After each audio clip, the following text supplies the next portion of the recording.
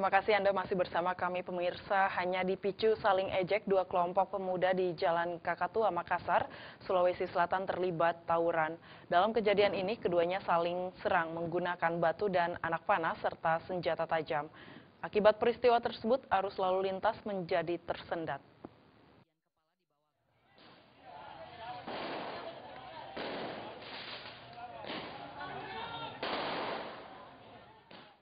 Aksi saling serang menggunakan batu dan anak panah serta senjata tajam ini berlangsung di Jalan Kakatua, Makassar, Kecamatan Mamajang, Makassar, Sulawesi Selatan, Minggu malam.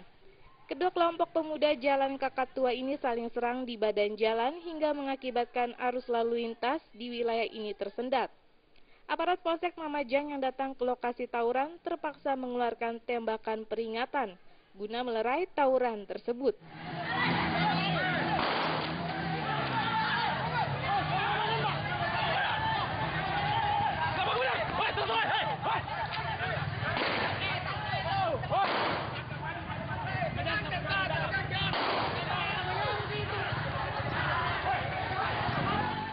Sebelumnya, kedua kubu ini memang dilatar belakangi dendam lama hingga keduanya pun kembali saling ejek dan tawuran pun pecah. Parahnya, dua kubu yang bertetangga ini sudah pernah didamaikan, namun tak kunjung menemui titik damai. Kini aparat polisi masih melakukan pengejaran ke sejumlah pemuda yang diduga menjadi provokasi dalam peristiwa tersebut. Dalam kejadian ini, seorang yang diduga provokator diamankan polisi. Untuk mencegah kembali terjadinya tawuran, aparat kepolisian melakukan penjagaan hingga Senin dini hari tadi.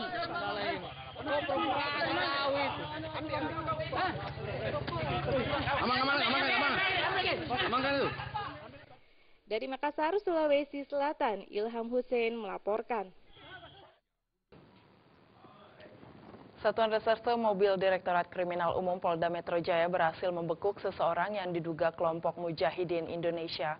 Tersangka berinisial YY alias CH merupakan otak pelaku penembakan dan penganiayaan terhadap anggota kepolisian di Kecamatan Setu Bekasi, Kecamatan Jonggol, Kabupaten Bogor, dan Beji Depok, Jawa Barat.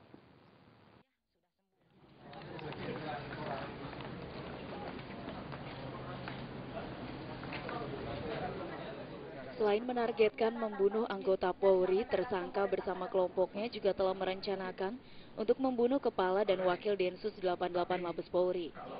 Kepala Satuan Reserse Mobile Direktorat Kriminal Umum Polda Metro Jaya, AKBP Adex Yudiswan mengatakan kelompok YY merupakan kelompok yang terorganisir di bawah jaringan Mujahidin Wilayah Barat.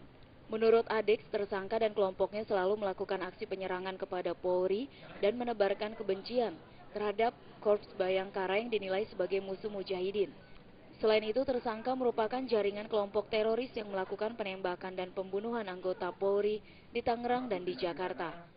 Adex menambahkan tersangka dan kelompoknya telah merencanakan untuk mengebom kantor Densus 88 dan membunuh kepala serta wakil Densus 88 Mabes Polri.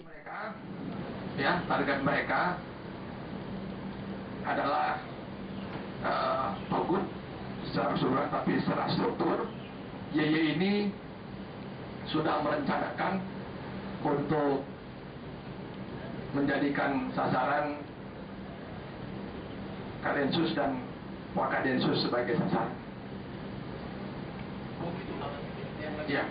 Kemarin pistolnya macet ya? Ya.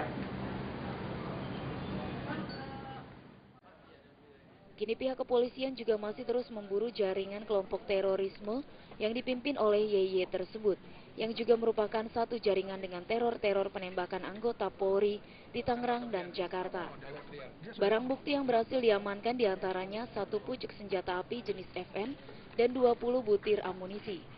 Untuk mempertanggungjawabkan perbuatannya, tersangka akan dijerat dengan pasal Undang-Undang Terorisme dan kepemilikan senjata api ilegal dengan ancaman di atas 15 tahun penjara. Dari Jakarta, Zikri Amin melaporkan. Aliansi Jurnalis Independen AJI menetapkan standar upah layak bagi jurnalis pemula di Jakarta adalah 5,7 juta per bulan. Ketua AJI Jakarta, Umar Idris, mengatakan angka upah layak tersebut dihitung berdasarkan 39 komponen menyangkut kebutuhan hidup layak bagi seorang jurnalis pemula di Jakarta. Sehari-hari saya di AJI Aliansi Jurnalis Independen. Dalam diskusi yang dilaksanakan AJI Jakarta di Gedung Dewan Pers Jakarta Senin siang, terungkap bahwa standar upah layak untuk tingkat reporter lajang yang baru bekerja setahun dan baru diangkat menjadi karyawan tetap sebesar Rp5.700.000. Ketua AJI Jakarta, Umar Idris, menjabarkan penghitungan gaji layak bagi para reporter pemula adalah 5,7 juta per bulan. Dari perhitungan tersebut, menurut Ketua AJI Jakarta, Umar Idris, bahwa komponen yang digunakan oleh AJI sudah lebih sedikit dari perhitungan yang ditetapkan pemerintah sebanyak 60 komponen perhitungan. Lebih lanjut, Umar Idris mengatakan bahwa perhitungan yang dilakukan AJI disesuaikan dengan kebutuhan real wartawan di lapangan, seperti kebutuhan mencicil alat kerja seperti laptop, penggunaan internet, sampai perhitungan biaya tempat tinggal. Seorang lajang dan menghasilkan 5,7, ini total komponen yang kita gunakan ini sebanyak 39 komponen. Tadinya ini ada 40, Bang Jemal. Tapi teman-teman sepakat perlengkapan ibadah itu dihapus. Penghitungan dan penetapan gaji yang dilakukan AJI ini juga mendapat tanggapan dari Ketua Forum Pemret, Nurjaman Mohtar. Menurut pengurus ATVSI ini, bahwa penetapan ini juga harus disesuaikan dengan kekuatan perusahaan untuk membayar gaji reporternya, tidak memaksakan kehendak. Bahwa wartawan sekarang mungkin harus memiliki sudah mulai memiliki keinginan untuk digaji layak, kira-kira begitu. Saya setuju. Nah, tetapi dalam konteks ini saya setuju juga bahwa ini harus kita obrolkan dengan berbagai kalangan. Dari Jakarta, Hamjati melaporkan. Jam beranjak dulu pemirsa, di segmen terakhir kami masih memiliki sejumlah informasi, tetaplah bersama kami.